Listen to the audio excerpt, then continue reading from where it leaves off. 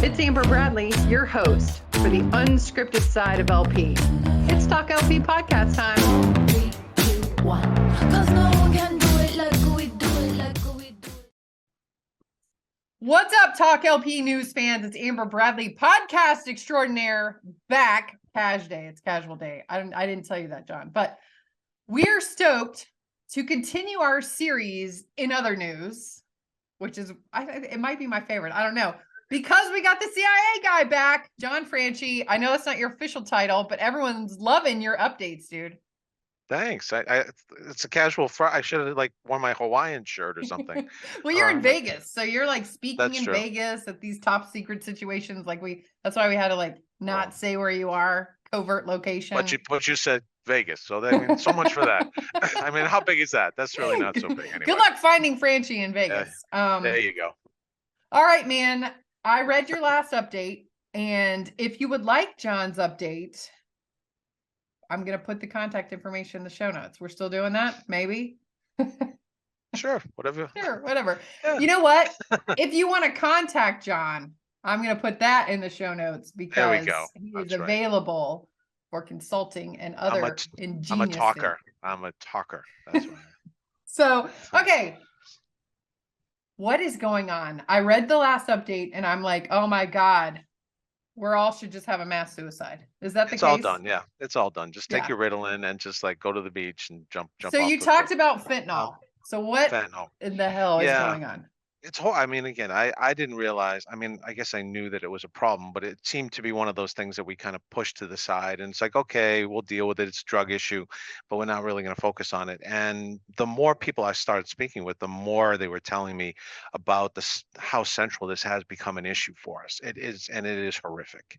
And nation states are actually leveraging this to really kind of undercut us and our society from inside. So we're eating at ourselves. I think it's hundreds of people are dying a day from this crisis, and it's not getting any better.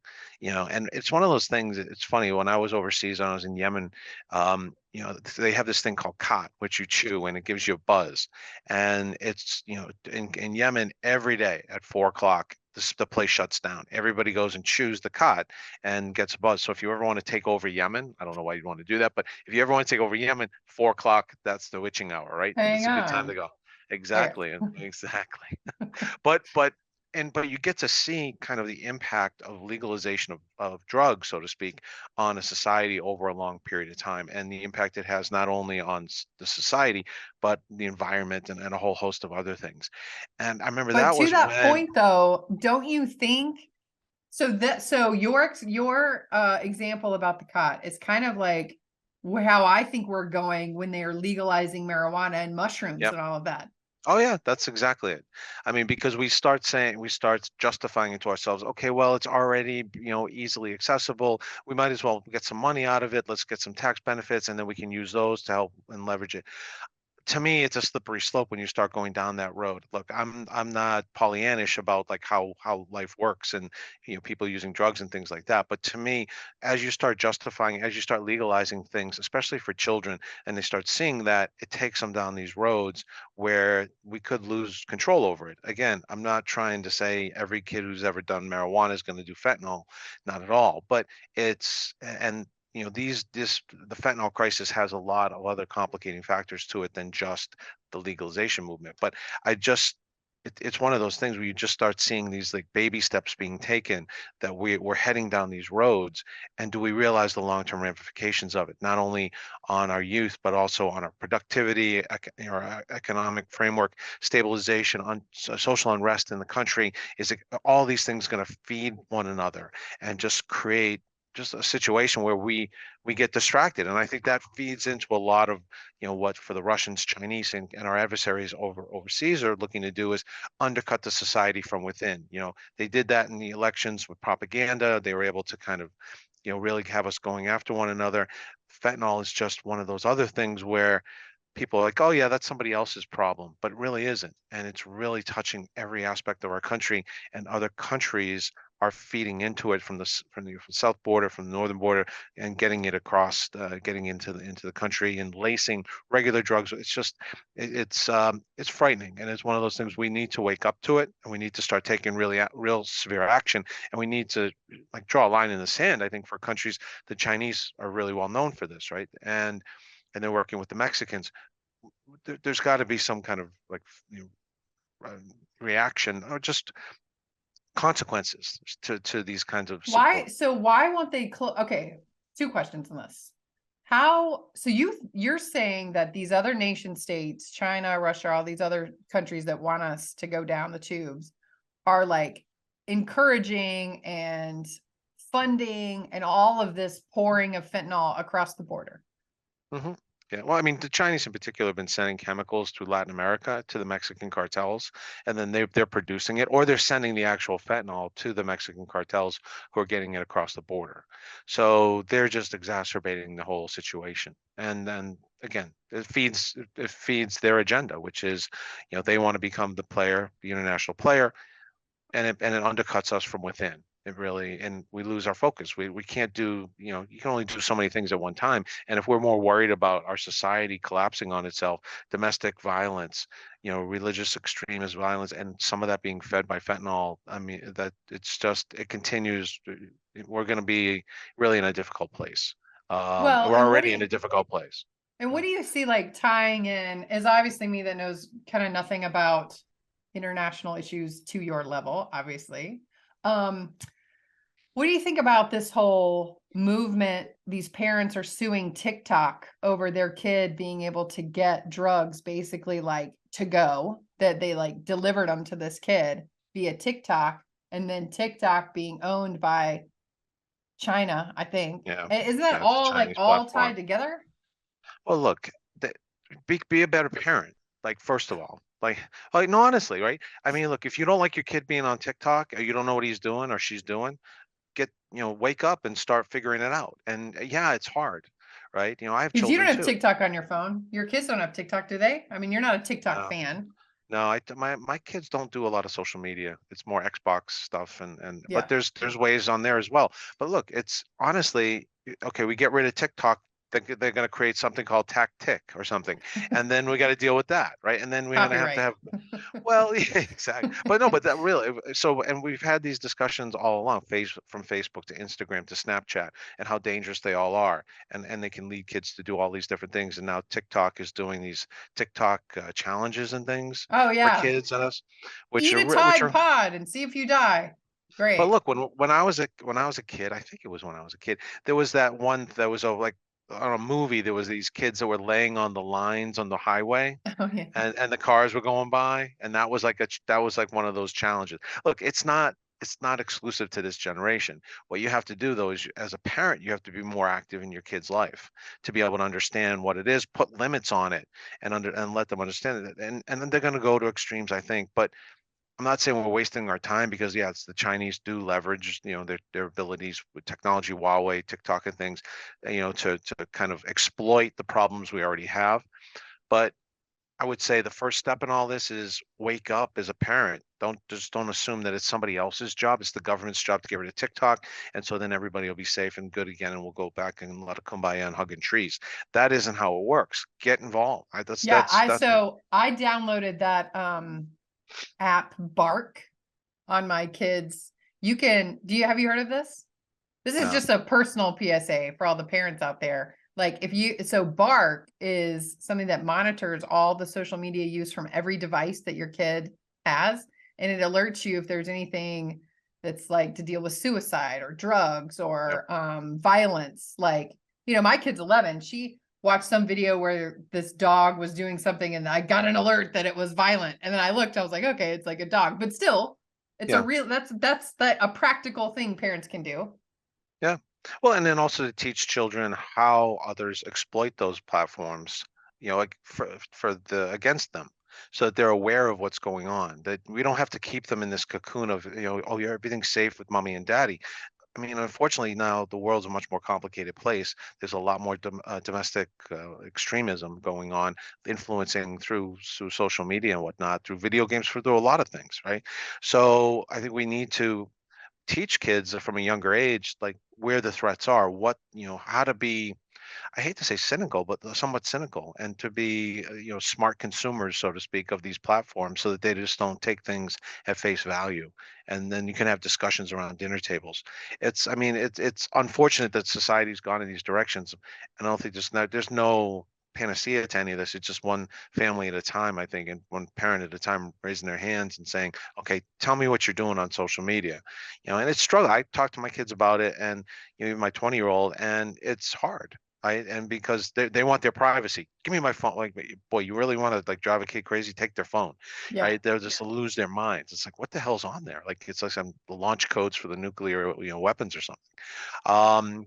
But So I back think to the that's fentanyl. where it's, Like when you think about this audience, right? Retailers being like, okay, like what is there? And I, obviously nothing specific that retailers are like, oh, there's what we could do to stop this. But I guess when you think about its impact, you talked about the economy, right? Like eating ourselves from within. Like, what is the impact retailers need to be thinking about? Is it in the labor market? Is it in the yeah. supply chain? It's everything? Well, I think it's on the labor market for one, because a lot of the people that work at your stores are young, right? And so what we're talking about, they're all into social media and whatnot, and maybe having discussions with them or bringing in experts to talk to them about some of the threats that are present on social media, and then giving them a venue where they can express it. Like maybe they don't want to tell their parents what's going on, but they can talk to somebody at work about, look, I'm seeing this, I'm hearing this. Jimmy over here has been really quiet lately, and I'm not sure what's going on. Is, maybe he's being influenced by somebody, or he's been seeing some things online from radical groups or whatnot, and it's triggered something inside of him. I mean, Yeah. this conference I'm at right now, they're talking about the threats from counterterrorism, and one of the things they're saying is it's harder to identify these threats, because what's happening is people are going from radicalization to mobilization quicker, and they're not really sure what's setting people off. And a lot of these young people, they're just intrinsically violent, and they're seizing on anything, or it may just press a button in them and then take them in some different directions. And we've seen, I mean, these mass shootings are not slowing down at all. And if anything, they're speeding up. And so that's going to be a trend that we're going to be dealing with for years. I So think. it's identifying, helping your employees identify Yeah, behaviors of suspicion, like a yeah, change in behavior, which really is awareness, folks. I didn't do the yeah, plug. John did it for me. That's what we do. My company does awareness for retailers. yeah, But back to it though, for real, it's teaching your employees what to actually look for, right? And that yeah, change in behavior, that change in attitude. Like is that part of what the conference is talking about? yeah, Is these yeah. Well, behaviors of people? exactly. Trying to figure out what the behaviors are. Trying just communications too. Yeah. Communicating with your people. It's not going to resonate. Look, you're not going to get a bunch of 16 or 18-year-old kids all of a sudden go, "Hey, that's a great idea," right? They're not going to do Let that, me right? tell you what's going on with Susie over there. Well, but it may trigger some things. Maybe it creates even maybe a small community of sorts Yeah. Like amongst a them. culture of open door, we're all a family. Nobody wants anybody coming in here shooting the place up. Exactly. And to be aware that these threats can happen anywhere, because oftentimes I think at this point a lot of these shootings are white noise. It's like, oh my God, isn't that horrible? Isn't that horrible? Isn't that? And you're trying. I mean, I'm trying to track them all. I mean, you almost can't, Yeah. because they just keep happening so frequently, and it becomes, oh my God, that's horrible. And it's not my town, so we're safe. But I Yeah. mean, but Sandy Hook, like all these places, no one would ever have thought these things were going to happen in those locations. But I think there's still that, well, it's somebody else's problem, to a big degree. So I think for the retailers and whatnot, I think it's an opportunity actually to talk to your people, create loyalty too, because that you've been there for them, and Yeah. then to keep eyes and ears open to possible threats, because these are the targets. Supermarkets and restaurants and things like that are the things that people are looking for. We always thought years ago, I mean, imagine if people start going in with guns to supermarkets and or Walmarts and fast food restaurants. What impact is that going to have? You go to 4 or 5 retailers or something around the country, you shut down commerce, right, from those kinds of things. So Yeah. I think it doesn't take a huge investment, by retailers to do this, but it takes some effort and focus on it. And I think there's something there.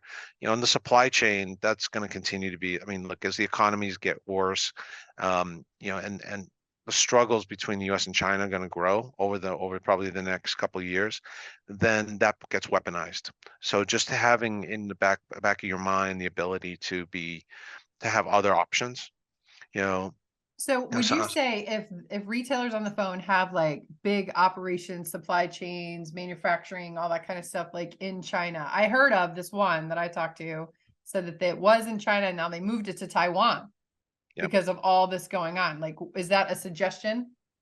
Well, I don't know if moving it to Taiwan is the solution, but moving it to maybe Vietnam and India, a lot of companies are doing that.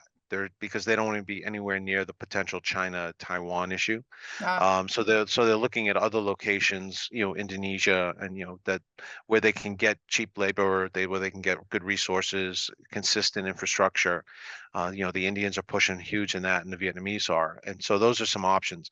If you're just thinking about that now, you're a little bit behind the curve, but because it it's probably still. takes a while to do something like Well, it that. does to set up the infrastructure for that and to reorient things. And I think you want to be careful too, because you don't want to, bite off your nose in spite of your face kind of thing. Because then, if the Chinese see that, are they going to have what kind of ramifications is that going to have on you and your firm in China? So there's a lot of thinking that needs to go through with that, but it's something you need to start. If you're a retailer and that's your thing, you need to start thinking about it. I was talking to a guy in Boston. They need chips for their medical device. And they're like, we do not want to be in China. We rely on China and Taiwan a great deal, but we need to start looking elsewhere. And the sooner you get in there, his problem is he's got a billion-dollar company, it's doing great, but he's competing against car manufacturers and all these things that are multiple times bigger than his firm. So the question is he going to can he compete with Ford and General Motors and Honda, whoever it is, to get the chips? And so getting in there, making sure you have the right partnerships as soon as possible is really key. Like people on the inside, like you. Exactly. Like me, yeah. Yeah. No, Yeah. but seriously, we have Seriously, been like trying to you. we've Yeah. been trying to help him. We've been trying to help him on that front. Yeah. And looking for opportunities because there's a lot of more interest in being able to do some of that stuff. In the near term, of expanding capacity. I think internationally, there's a lot of money that wants to invest in those kinds of things. So partnering the right people up is not a bad. This is a good time to be thinking about it. Let's talk about the election. I'm kind of a political nerd. Like I like watching it all. I love watching debates and all that kind of stuff. But Yeah. I'm getting a little like, nah, just because it's like almost like Real Housewives of Washington, except they're dudes and they're like politicians. So Yeah. what's going on? Like, let's start Republican Party. We talked about the Democrats last time when I was like, what the hell? Like they don't have or maybe that was off camera. I was like, they don't have another candidate. I don't understand. Don't send me hate tweets because I won't read them. But anyway, you know what I'm saying? Like, so DeSantis is in now. That's a new development. Yep. Why are all these other people in there? Haley and Well, a what's lot the of other times dudes? it's what's his name? There's a Tim. million. Yeah. Tim Scott. Tim Scott's and Yeah. there's a couple other Couple folks that others. are The businessman, the big Yep. businessman dude. I mean, so what? It's really just between Trump and DeSantis, right? I mean, what are these other people doing? They're hoping for early like an still. appointment.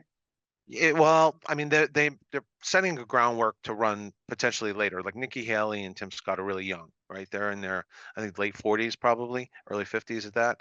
So they're trying to set a base and a foundation to run at a later time. Now you never know. Like no one would have expected Obama to win. Obama had like he did half a term as a senator, and then all of a sudden he became president, right? He took off. Clinton was the same way. His candidacy took off after some time. We're still really early in this whole thing. So one of them could get some traction. I mean, and DeSantis could implode on himself.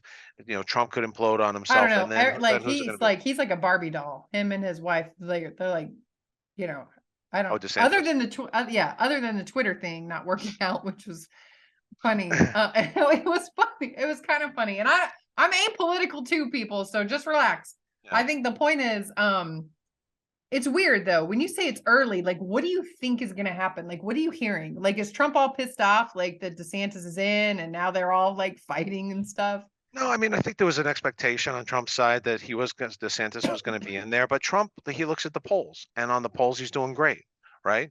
And so as long as he's doing well in the polls, and he's just going to take pot shots at DeSantis, and he doesn't really need to focus on Nikki Haley and Tim Scott at this point because they're really not a threat to him. Everyone's saying that, DeSantis is the biggest threat to him, which he is.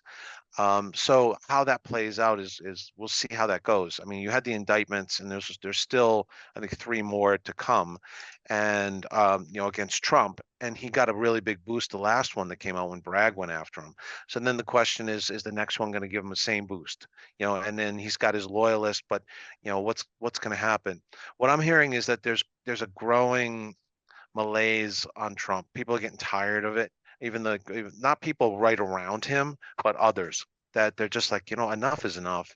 Like I don't have the energy to be able to deal with, the daily tweets and the uncertainty again.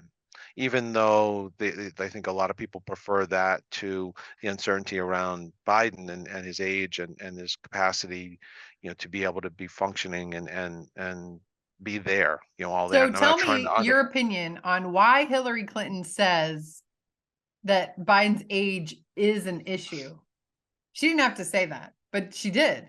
What's her Yeah. story? She gonna come out and she's gonna like I don't think so. I think she's done. I mean, because I think there's a lot more concern there about what was going on in the foundation and the activities that her and her husband were up to for a period of time. So I think that's an issue that I think they just don't want to open that can of worms up. But his age, I mean, it does have an impact, and I think she's right in that regard. I mean, if you can't if your mental capacity gets limited by age, can you really be the ruler of the most powerful country in the world?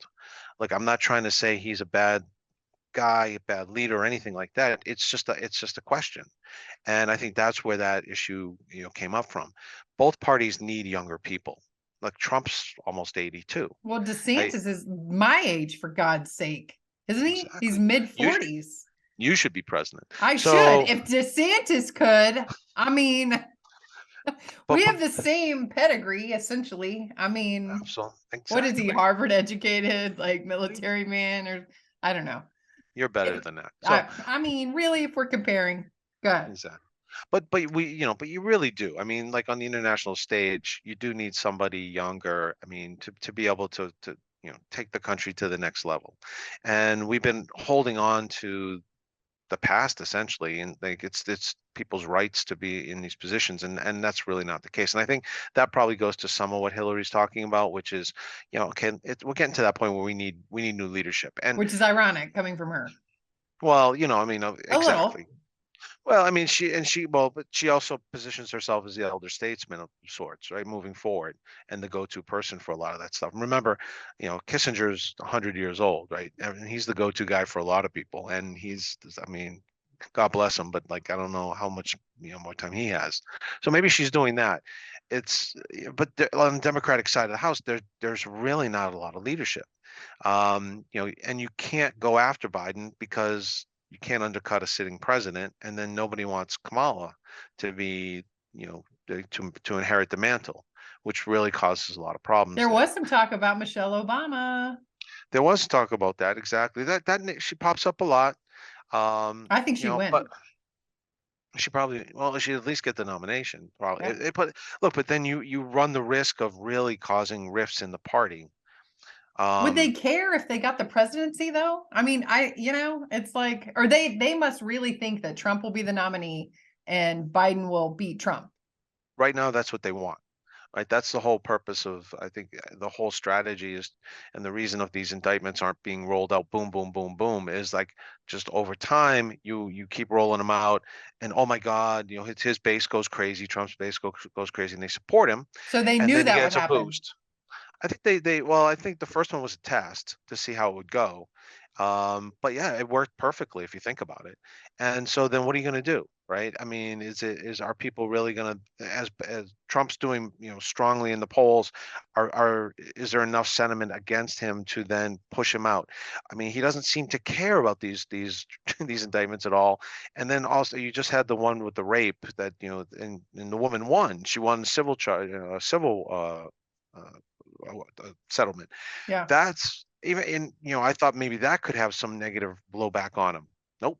Like, I mean, it's just, he continues to not sail along, but I think what DeSantis is trying to do and others are trying to do is put little wedges in there to say, do we really want to have this again? Do we really want to deal with all this crazy again? No, we don't. We need to move on to a new generation and whatnot. And I think DeSantis is also hopeful that people on the Democratic side of the House, who are marginal players, maybe more leaning towards independence, would go towards his direction because, again, he's not 82 years old, and that the people that are, have expressed sentiments that they're worried about, the president's mental facilities, would say, you know what, I think we're better off with DeSantis. I may not agree with him on all his policies, but at least, we've got young people coming in. He'll have a new leadership team.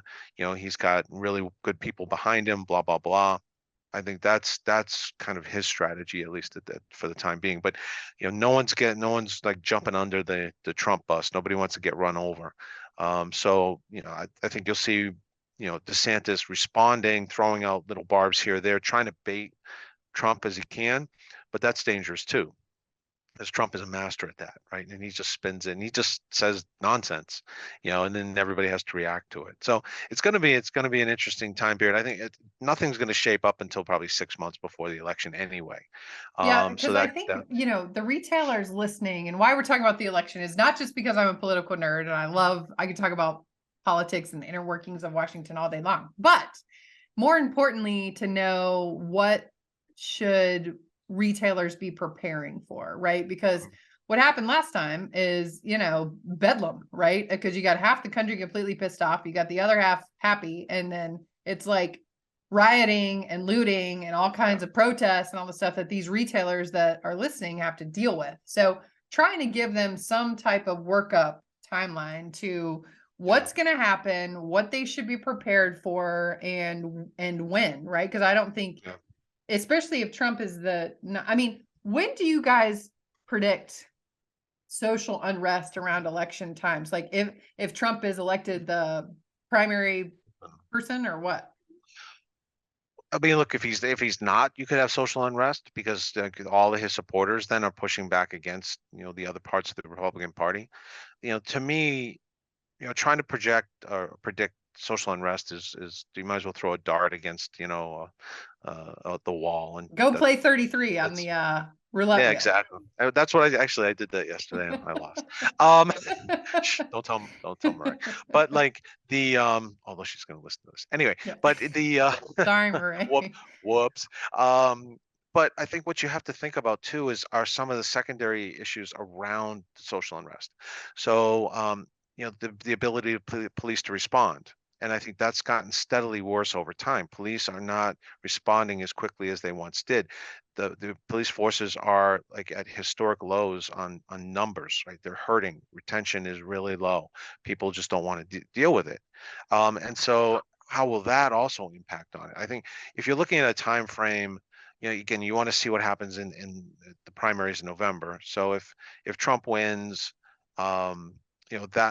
that's not going to do away with any potential social unrest, but that will empower some of these folks that are around him, potentially to do things later. I don't really see that as an issue. I think the police have done a great job in trying to understand these groups and get into them, but can they respond to it? The George Floyd violence, I don't think we're going to see that again. We've had some police shootings since George Floyd, and they haven't evinced a reaction like we saw before, but you have to pay attention to that as well in your neighborhoods and where your stores are. What's going to be the reaction in some of these areas if there is a police shooting of somebody, especially if it's a white police officer and a black person or somebody of other color or other, racial or ethnic backgrounds. And that's So these are, projecting that, I think we'll be in a better place probably 6 months out from the general election too, knowing where things are trending, because there's going to be a host of other issues happening. I mean, look, things in Russia with the Ukraine, things in China with Taiwan, the economy. Again, are we going to have another potential pandemic? Right? There's discussion now, and it doesn't seem to be trending that way. But I've just heard some words from a friend of mine, H1N5, right? So I feel like we're like numbering like iPhones here, right? So it's like that is a bird flu, and it hasn't really spread to people yet. It seems to be in some very generic, very isolated areas. And they're not really overly concerned about that, but it's really wiping out birds. So will that have an impact on the price and the availability of chicken and food and things like that, which could then affect your folks, especially those in grocery or like fast food restaurants that count on chicken and other kinds of poultry, in a big way. So So there's a lot. what you can't just throw that out, John, and then keep talking. I mean, a I dropped the probable, mic. probable Elvis. like Yeah. next I got the mutton pandemic. chops. Everybody goes, Elvis. "Oh God!" But you're Right. just saying, like, Well, so when the you're issue on the pandemic stuff is like we haven't really done anything to address it, right? We haven't really taken any steps. Basically, what we've done is we've said, okay, we're done. COVID's done. Yay, yay, yay, right? And nobody needs any shots anymore, and we're back to normal, right? And I don't think that the preparation, all the things that you need to have in place to deal with it, I think there's such a resistance in society now. If we had another big one that hit, like let's say something popped up, do you think people would like go to their homes and hunker down and oh hell no, no, yeah, I right? don't think so. So how do you deal with that? And I think those are issues that I don't think we've come to grips with because politically nobody wants to deal with it. That's why when I was talking to this guy about H1N5, I said, are we looking at another pandemic? He said no. He said, again, it's not. It hasn't really shown the ability to really spread amongst people, at least as far as we've seen it. But start worrying about chicken, and poultry because it's wiping out the birds, and that will have an impact on markets. So, I guess if I was looking at supply chain, I would start thinking, okay, how do I factor this in? Maybe do a little bit more digging on what I'm talking about here. Do some research to see if it's going to have an impact on your markets or the producers that you have where you get your product from. So So where does it originate? I think it's China. Again, I've got to do a little, of course, right? So, yep. What I I was found saying, hilarious was that we spent, I guess, taxpayer money trying to investigate where COVID came from. When everybody with their right brain in their mind knew that it was complete bullshit that it jumped from some monkey in a meat bar, unless you believe that, to like a human. That's ridiculous. Everyone's like, wait. So there was a bio disease viral lab right down the corner. But yep, no, it was right over here in this meat market. Come on. The fact that we even like investigated that, that's all just like a pointing finger blame game situation. yeah. Well, if you could just get fresh bat, in China these days, then I think all the problems of the world would be solved. I think it just goes to the fact that the bat meat isn't as fresh as it should be. Mm.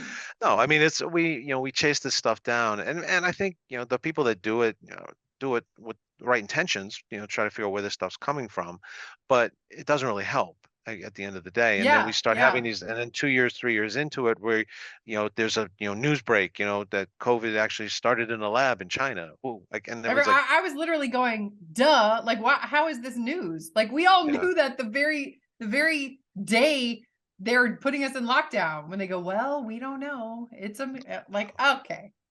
no, Anyway, so so I click. guess one question is, would you say that retailers should have their stockpile of masks, or we're not, don't plan like that, because that people would look at you like you're nuts?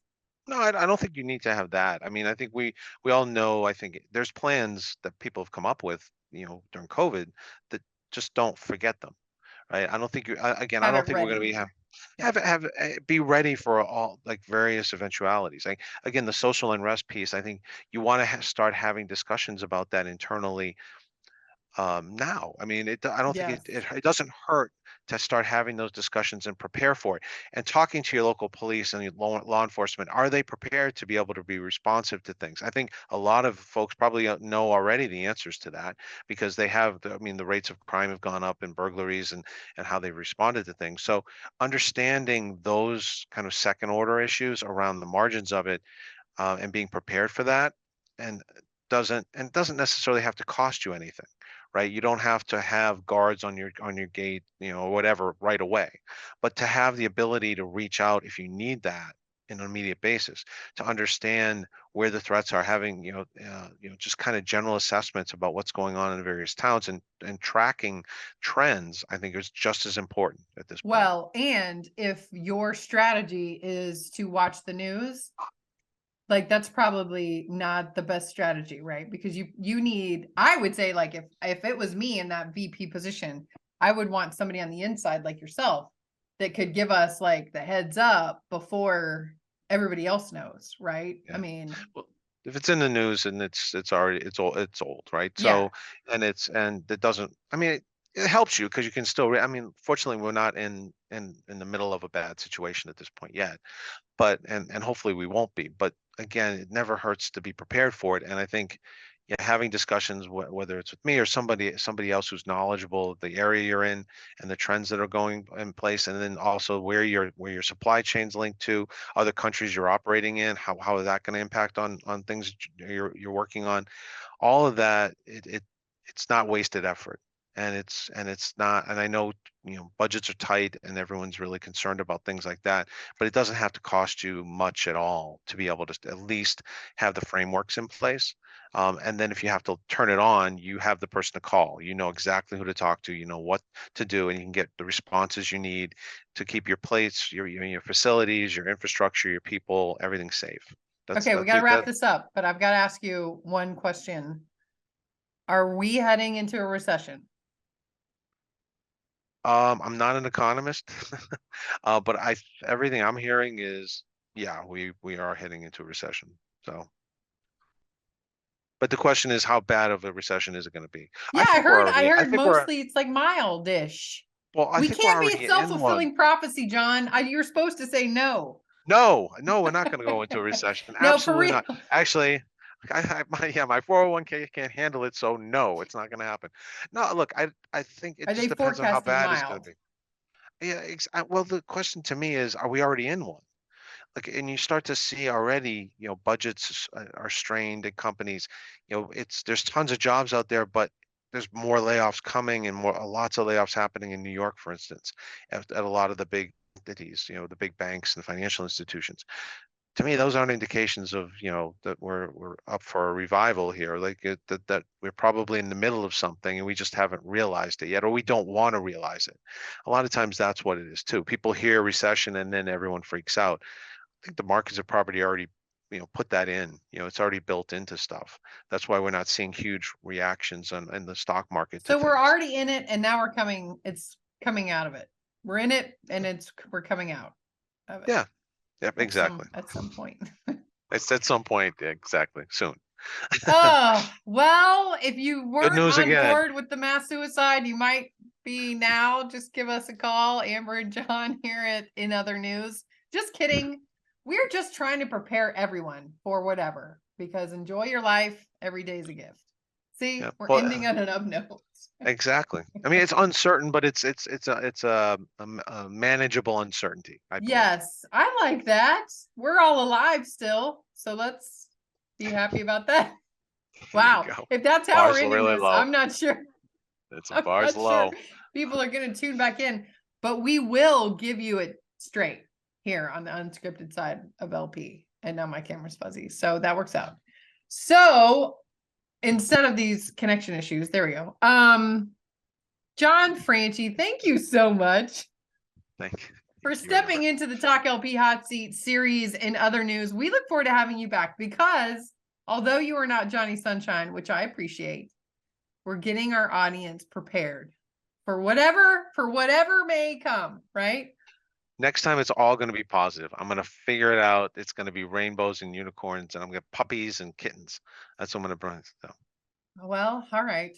You better do it from your house. You have to have a little puppy. And as you're telling us that, China's taking over. But no, seriously, this is about preparedness. And I think that we're hitting the mark. I appreciate it.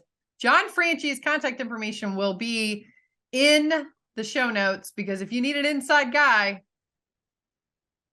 he's your guy. I don't know which side you'll be on, but anyway. Thank you so much, guys. Thanks for listening. Download the TalkLP News app. If you haven't, you're really missing out, number one. And hey, check out Apex coming up in September. Retail executives, request your invitation on the website, apexretailconference.com. Thanks, John Franchi. See you guys. Thank you. Cause no one can do it like we do it, like we do it, like we do it. Cause no one can do it like we do it, like we do it, like we do it.